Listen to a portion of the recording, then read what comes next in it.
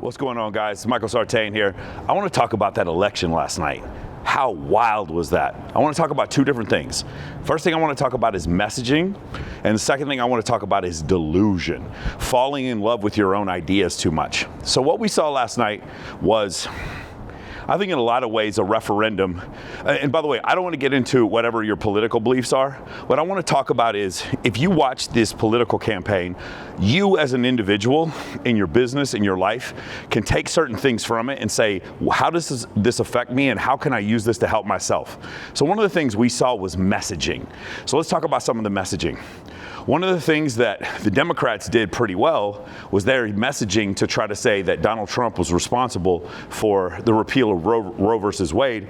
They did a pretty good job in that. But one place they did a terrible job was trying to convince the American people that what happened on January 7th was an insurrection. The messaging they tried to use was that Kamala Harris and the Biden administration was responsible for some of this incredible inflation that we're dealing with.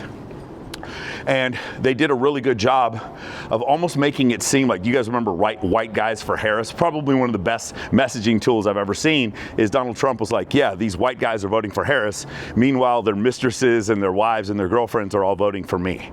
I think in the function of messaging, you saw a lot of narratives that went out there, and a lot of them were failed. If you guys watched Access Vegas last night, there was this ridiculous commercial where they were like using Julia Roberts. I think they were using her voice, and they were showing this woman, and she's like covered head to toe in like an American flag, and she just looks like a MAGA supporter. And then she goes into the voting booth, and the voices are like, hey, remember, in the voting booth, you still have the right to privacy, and you can vote for who you want. So she ends up voting for Kamala Harris, and then she comes out after lying to her husband and be like, did you make the right choice? And she's like, yes, I did, honey. And it's one of the funniest things. It's like, for some reason, the Democrats thought that messaging would work. But what did that messaging do instead? It belittled women. It made women think, hey, just to let you know, there's no way that you could possibly support Donald Trump unless your husband was beating you, or your church group was berating you, or your family was berating you. There's no way as a woman you could individually, with your own agency, come up with the idea to vote for Donald Trump on your own. No, you must have been coerced. But we're here to let you know that you're protected when you go into this voting booth. It was an example of very poor messaging, very poor message placement. And then there was another video, another commercial for the Harris campaign, where it was a bunch of men being like, I'm man enough to know I can cry in front of my friends. I'm man enough to know when I need help. I'm man enough to know when I need direction. And I was watching this and I was like, this ad can't possibly help you with men. This ad, what it does is it makes a certain type of liberal woman say, hey, this is the type of man I want. This new man that will allow me to go and just have other dudes grab my ass, and he doesn't care when other men hit on me. He doesn't care how I dress. He doesn't care about our family. He doesn't care about any of those things. He's super sensitive, and he's highly attentive, and he doesn't have those ugly masculine qualities that we don't like in those Andrew Tate type of men. It was a really ridiculous commercial, and I was like watching this, and I was like, there's no way that the Harris campaign could possibly think that men are going to relate to this, and that heterosexual men are going to relate to this. I'll tell you another thing that happened with messaging. The Trump campaign did an exceptional job of making it seem very awkward for a man to be heterosexual and to support to support Kamala Harris. Let me say it again. The Trump campaign did an incredible job of making it seem like if you voted for Kamala Harris and you were a man, that your sexuality was in question. I'm not saying it was right or wrong, but man, they did an incredible job with this. They did this job where they called into question your manhood for voting for Kamala.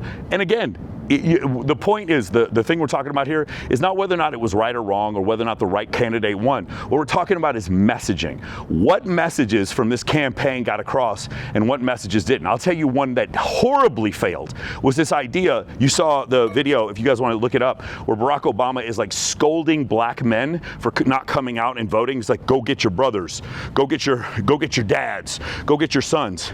They were scolding black men for not coming out and supporting Kamala Harris. I made a prediction.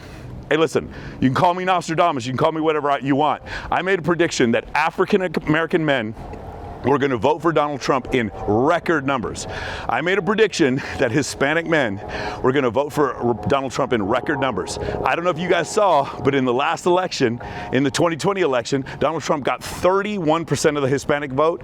In this 35%. In this election, he got 41%. I want you to consider how much marketing the Democrat Party has done over the last 50 years to try to make it seem if your skin is brown or black that you must vote Democrat. And the idea that 41% of Hispanics, 41% voted for Donald Trump in this election. I want you to consider all the things that they've said about, stopping illegals at the border and doing things to stop violence with illegal immigrants, all those kind of issues that have come up. I want you to consider all the marketing that's gone into that. And 41% of Hispanics voted for Donald Trump. This is unprecedentedly high. And the number of black African Americans that voted for Donald Trump doubled. It almost doubled. It went from 8% to 15% from this last election. And the numbers on African American men are gonna come out soon. The NAACP said it was something like 21%. I'll bet you it'll be almost 30% of African American men voted for Donald Trump. Now, for some of you that you're like, that doesn't seem really high. Well, yeah, it does, because what it's done is it shows that your messaging isn't working. And by the way, the difference between African American men and African American women in the way they vote is astonishing. In the last election, it was 17% of African American men and 4% of African American women voted for Donald Trump. That's crazy when you think about a 4x, almost 4 times change between two genders on an issue like this. That's crazy high. So what happened with the messaging? The messaging was, hey men, we just assume because you're brown or black that you're going to vote for Democrats. And we're not going to do anything to try to bring you into the party. We're just going to assume that. We're going to go ahead and make that assumption you're going to vote in a certain way. And the messaging was poor. And here's the thing. They had the warnings. If you listen to Richard Reeves or if you listen to Scott Galloway, who is a Democrat and a Harris supporter, he said very, very clearly, hey, listen, the Democrats, you've forgotten men in general. You've left men behind. You act like men don't count in this election. And it's true. Men count for like 45% of the vote, and women count for the rest. And it was a horrible miscalculation by the Harris campaign in order to just like leave men behind. So look, I want you to think about messaging, all right? For you, with your messaging, if you guys are trying to date prettier women, if you guys are trying to build a business, I want you to think about your messaging. What is it that you can get across? What works and what doesn't work? For us, like in Men of Action, what is the messaging that we have? Our messaging is that social circle is way more efficient. It takes way less time. It takes way less money. It works for people regardless of what your skin color is, what your ethnicity is, how tall you are, how good looking you are, how obese or fit you are, or what city you live in. And it works for the good girls and it works for the bad girls. That's our messaging. The difference for us, and the reason why this company's been so successful, is that even though that's the messaging, we have thousands of people. Right now we just crossed 3,000 members to prove that everything we said is factually correct. Now, sometimes when you have those facts, they're helpful. Hopefully, it works for you, but sometimes it doesn't. But that's the messaging that we had in this program. And if you go to moamentoring.com/testimonials, you'll actually see we have, I think, 168 testimonials, video testimonials of guys who have done the program and had massive levels of success. So now, with understanding that, now let's look at the other aspect of what we saw, which is delusion.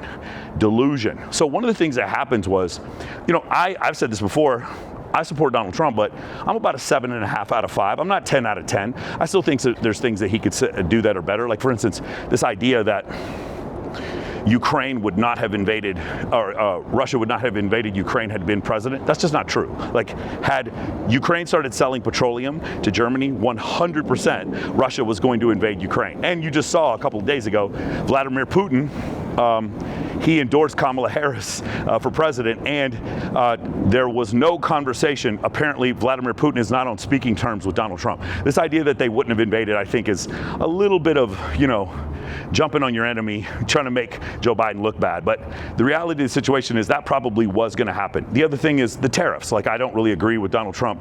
He uses tariffs in a way to say, hey, we're just going to tariff these people and they'll do what they want. I think tariffs as an abstract idea or tariffs as a bluff is a good idea, and tariffs used strategically could be a good idea.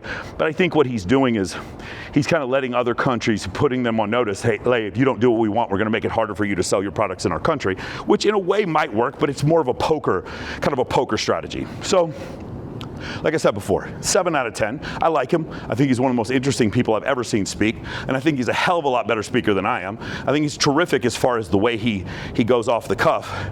But let's talk about, where does the delusion come from?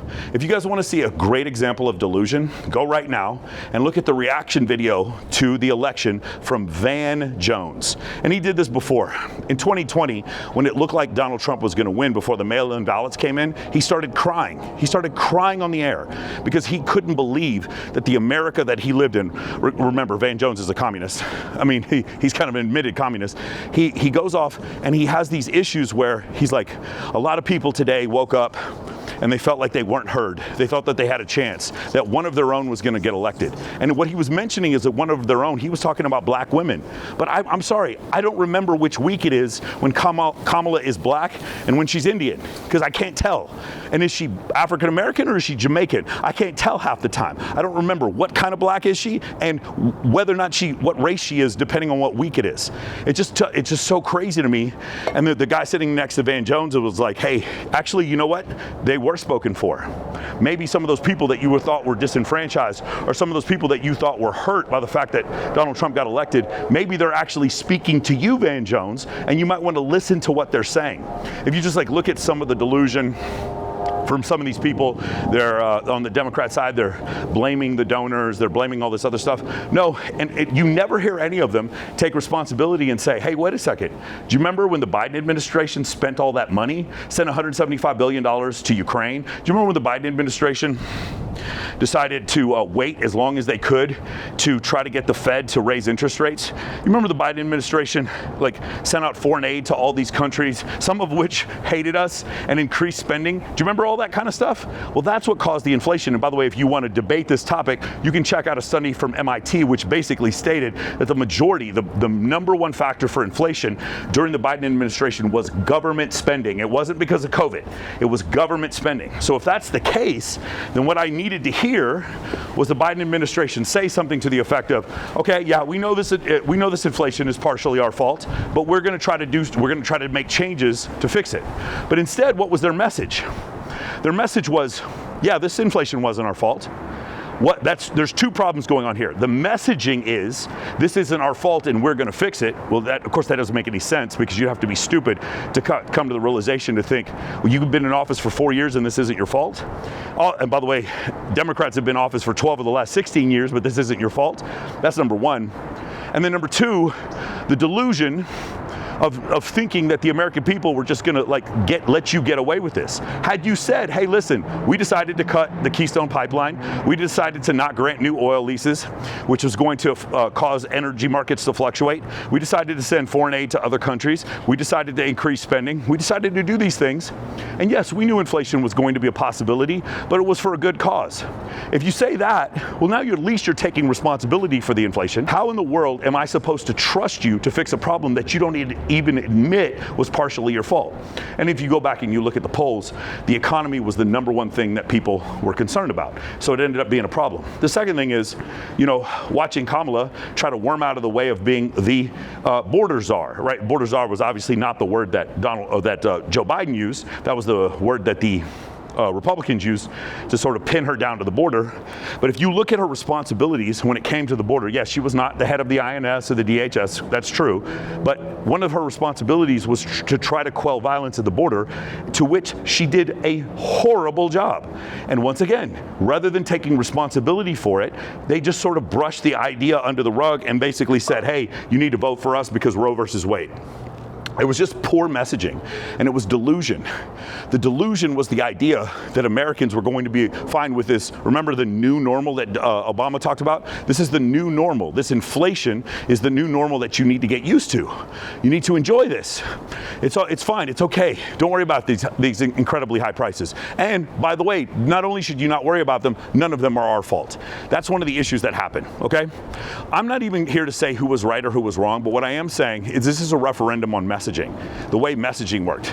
Trying to pin this whole idea that Donald Trump was a felon, which he is a felon, but try to pin that on the American voters and try to get them to change their mind, that was poor messaging. Or rather, maybe not poor messaging, but it was ineffective messaging. When you guys go look at each individual issue, you have to say which ones worked and which ones didn't. Now let's go back to the idea of delusion. What are you delusional about? I'm not married to any idea. If a Democrat candidate came out and he was speaking my language and was believing in things that I believed in, I would vote for him.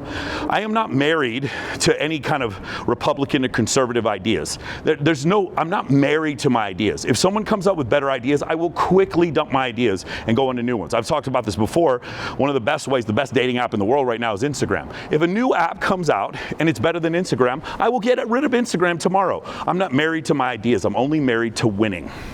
I'm only married to success. Is that how you see things? Or are you so married to your ideals that even when your political candidate does something wrong, which I've admitted to before, I've said, Donald Trump had his lawyer pay off a porn star with campaign funds. That was a stupid thing to do. Donald Trump, he was sitting there sharing top secret documents with a reporter, and she recorded him, and that was a stupid thing to do. I'm not married to the idea of Donald Trump being perfect, and I'm not even married to the idea of Donald Trump, but between the two candidates I had to pick from, it was very clear which one I was going to pick. I'm not married to my ideas.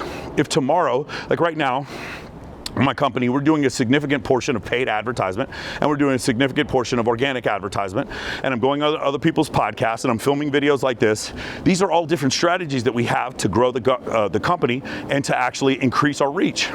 If one of these strategies doesn't work, I'll get rid of it quickly because I'm not married to any of these. I'm not going to sit there and be delusional about what works and what doesn't work. I have an OODA loop, meaning I can actually take information that's given to me and make decisions based on the new information. When things change, I'm willing to change with it. I believe in the scientific method. A lot of times people are so, like any of you guys right now, congratulations to President Trump for getting elected, but if any of you guys think he's a 10 out of 10 candidate, the problem that's happened is you're more in love with the candidate than you are with the country. It should never be that way. You should always ask better. From even people that are your favorites, you should always ask for better from them.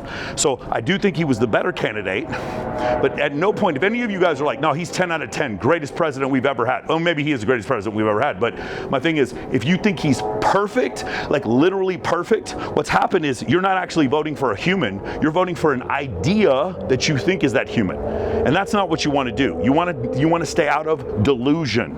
Delusion, the way I see delusion, is the concept of there's reality, here's what you think reality is, and the difference between the two is delusion, especially when reality hits you in the face. So if you just have bad information and it causes you to believe something that isn't true, that's not delusion, that's actually you've just been misinformed. Delusion is when you actually do get the right information and you still believe in something else to not be true, right? Like for instance, the idea that what happened on January 6th was an insurrection, that is a matter of opinion. If you go back and read the transcript, at no point did he ever say, hey, go get a gun and go shoot people and go to the Capitol. Do I think it was a great idea for him to go do that? Probably not. He probably could have used his time in a better way than to go out to the Capitol and do that. But the idea of it being an insurrection, while it is a matter of opinion, I think the American people have spoken, and this was not even a close election. All of the swing states went to Trump, which means the messaging that Donald Trump started an insurrection, or the messaging that he was fairly convicted. By the way, let's talk about one of the things. Those 33 felony counts, let's just say they're all legitimate. The problem is, the way you did it, it looked so, I mean the Democrat Party, because I am blaming them for this. The way the Democrats had prosecuted those felony counts looked so biased and shady and political, like when you even if everything I'm saying is completely wrong, let's just say in reality this is wrong. From a perception or a messaging standpoint, the idea that a guy running for president, all of a sudden out of nowhere, the Southern District of New York charges him with 33 felonies while he's running for president, the idea that that doesn't look political, you're being delusional. And the idea that that wasn't going to help him in his campaign, because I got bad news for you. If you're a Democrat and you're watching this, that going and trying him for all those felonies, which some of them were legitimately misdemeanors. I don't even know if any of them were actually, well, some of them probably felonies, but the thing is, the idea of doing that and the timing of it was so blatantly obvious. Again, I'm saying this from my own opinion. From a messaging standpoint, it looked really bad. When Donald Trump and his supporters say, hey, you're being attacked unjustly, that was a great example to support their narrative. It didn't look, maybe it was free and fair. Maybe it was a totally legitimate and fair prosecution. Even if it was, it didn't look that way. And if you don't agree with me that it didn't look that way, go look at the results from the election last night. The American people had a referendum on that messaging, okay? And Scott Galloway made a really great point, and this is another thing. So we talked about messaging, we talked about delusion. I want to talk about a third thing, which is the concept of being anti-fragile. If you want to talk about the concept of anti-fragile, Scott Galloway had a really great quote where he said, the more we make fun of Trump and the more we try to embarrass him, the better he becomes, because you're sucking oxygen out of the room. Being the person in a business or in a relationship who's just like, whenever there's chaos and people come after you, you actually thrive from it. There's a guy right now, there's several guys, they make videos about me, and you know, everything they say, like if they try to be factual, which almost they never do, it's usually either guys who've never taken my course and just have an opinion, or guys who have their own coaching program, or guys who just genuinely hate me.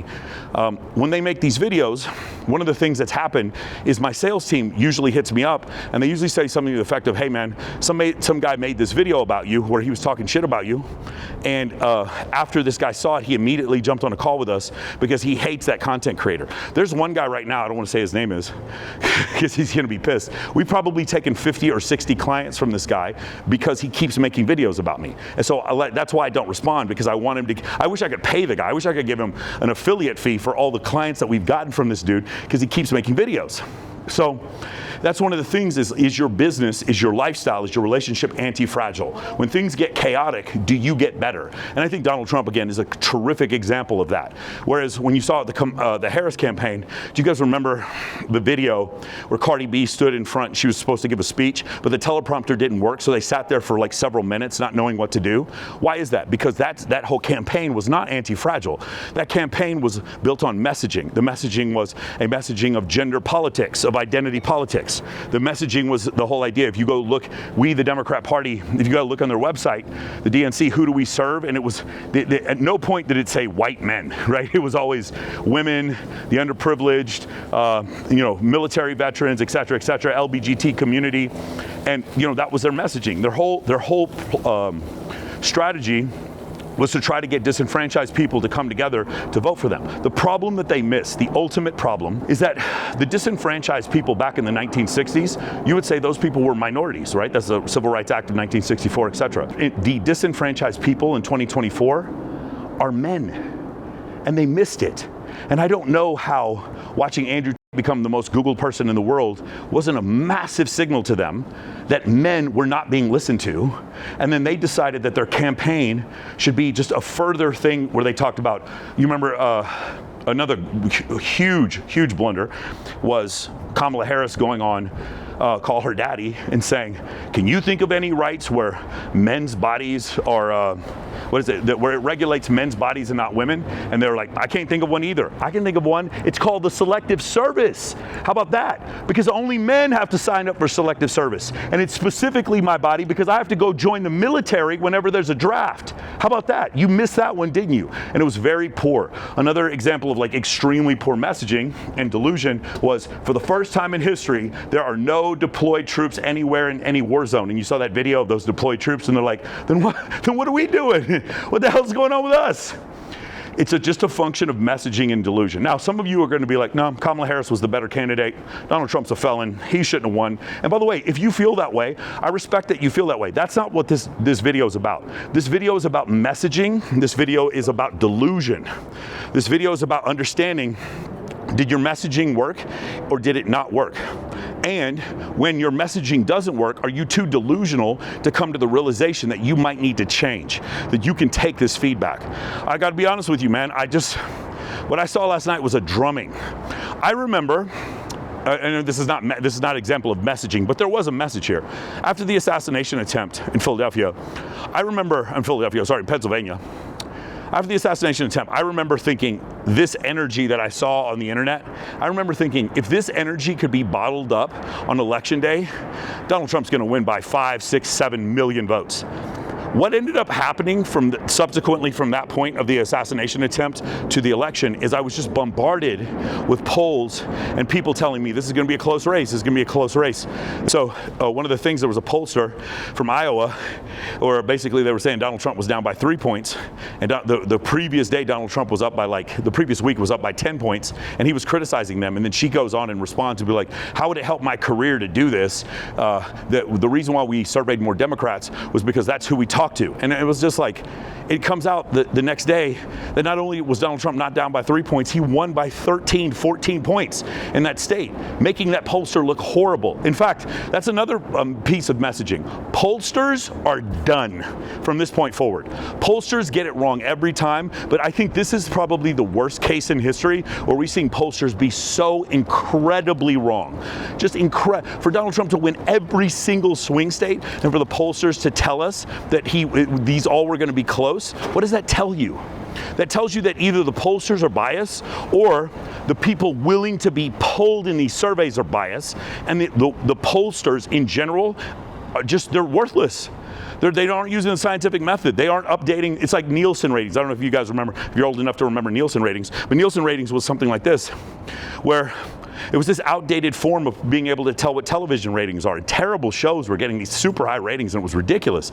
They were surveying like 1 out of every 100,000 people who had a TV. It was so ridiculous. It was such an antiquated method. These pollsters are done. That's another piece of messaging that we've gotten out of this election, is that these polls were incredibly, incredibly wrong. So let's take a lesson from this. Ready? The first lesson is, what is your messaging? Just kind of in life. And is it effective?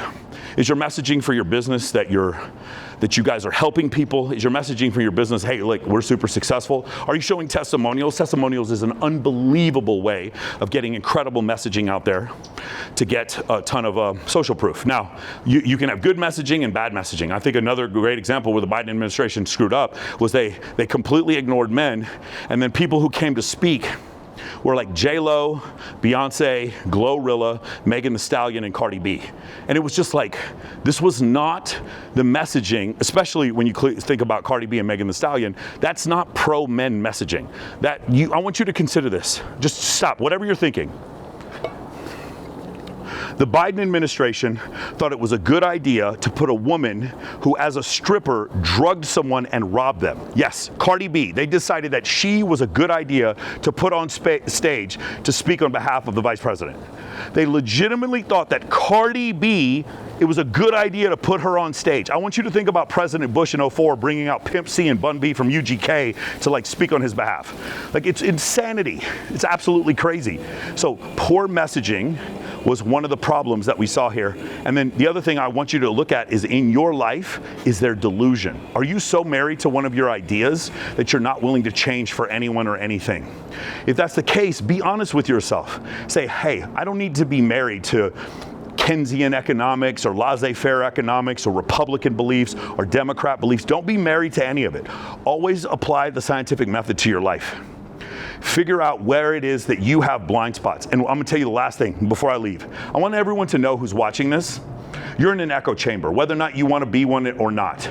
You used to be able to choose the echo chamber, but you don't anymore. Whatever videos you watch, you'll go on social media and it will show you videos that verify and validate your own point of view.